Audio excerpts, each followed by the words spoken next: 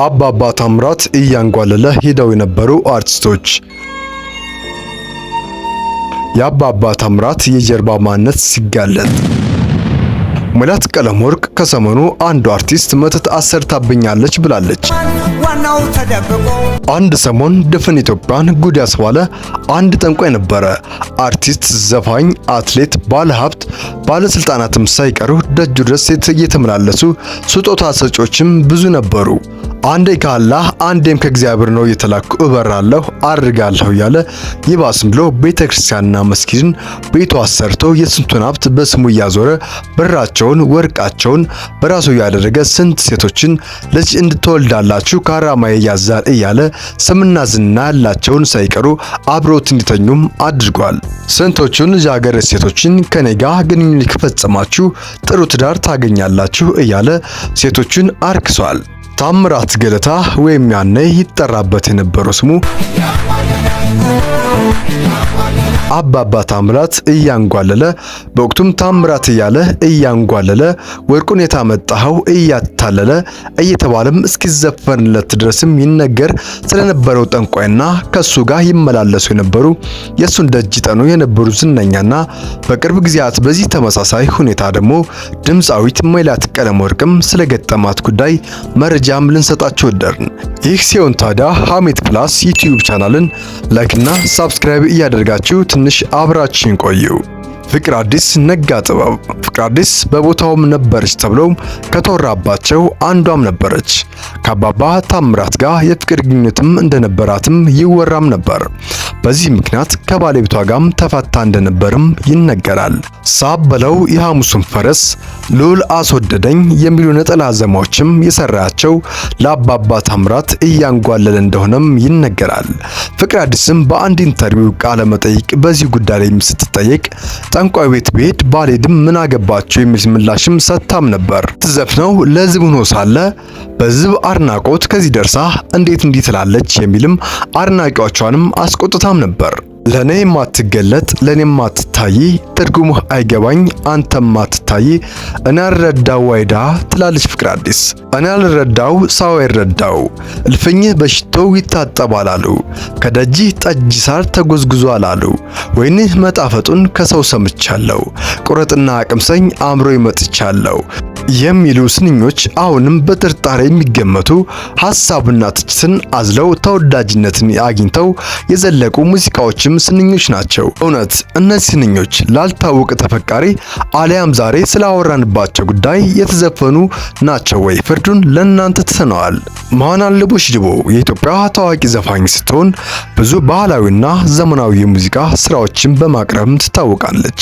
መሃናለቦች ድቦ አባባ ታምራት ጋር ትሄድ እንደነበርና ልክ እንደ ፍቅር አዲስም የፍቅር ግንኙነትም እንደነበራትና የሞቷ መንስኤም እሳቸው እንደነበሩም ይጠረጠር ነበር። ይህ ከዓመታት በፊት አባባ ታምራት ላድርግ ነው ተጠቀሙብኝ እያሉ ገቢያቸውን ሲያደሩ አርቲስት መሃናለሞች ድቦ ግን በሆስፒታል በአልጋ ላይ ታማ ተኝታ ጋዜጠኞችም እየሄዱ ጠይቋትም የሚያሳይ ምስልም ወጥቷል። ለዚህም በጊዜው የተወራውና ጥርጣሬውም እጅግ ተወዳጅና ተሰርቀራጊ ድምጽ የነበራት ወጣቷ አርቲስት ድንገት ላጣው አድናቂዎቿ በወቅቱም አሳማኝ መላምትም ሆኖ ነበር። አዜብ መስፍን የቀድሞው ጠቅላይ ሚኒስትር ሚስት የነበረችው አዜብ መስፍን ከእርሳቸው ጋር ትሄድ እንደነበርም ይጠረጠር ነበር። እንደተባለውም ይህ የሚባለው ማስረጃ የለም።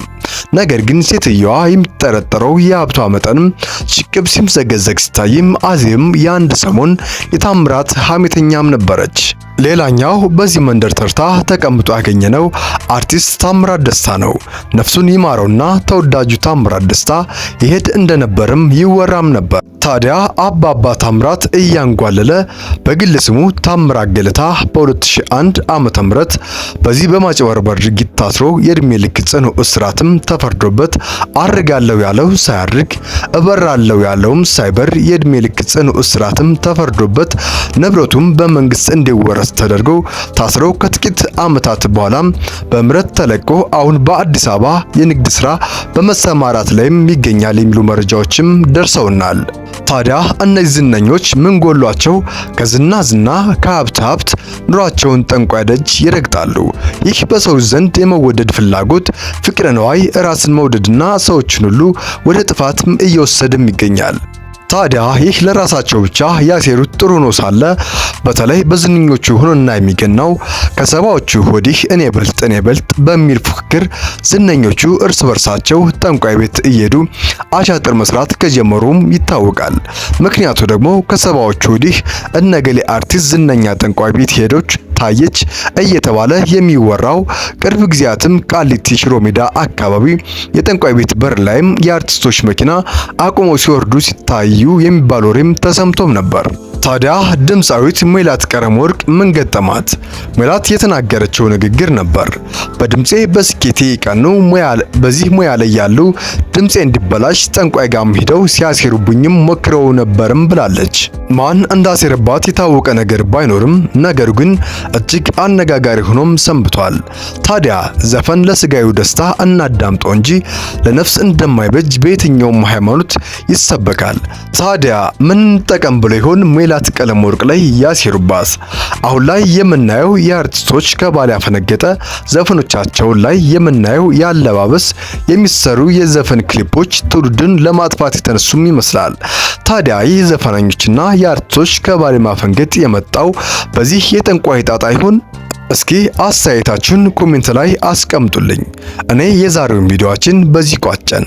በቀጣይ ከዚህ የተሻለ ቪዲዮ እስከምንገናኝ በያላችሁበት ሰላማችሁ ብዝት ይበልን። ቸር ቆዩ።